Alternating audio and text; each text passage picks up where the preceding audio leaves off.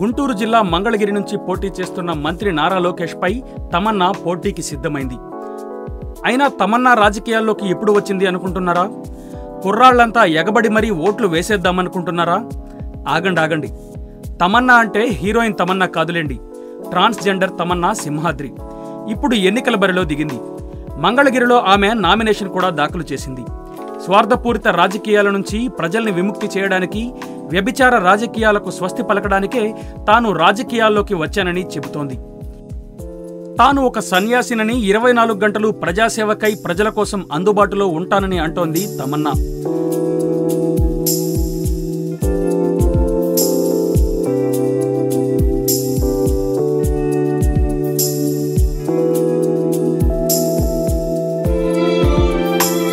పవన్ పార్టీలో ఆఖరి నిమిషం వరకు టికెట్ కోసం ట్రై చేసినా జనసేనాని పార్టీ టికెట్ నిరాకరించడంతో స్వతంత్ర అభ్యర్థిగా బరిలో దిగుతున్నానని చెప్పింది.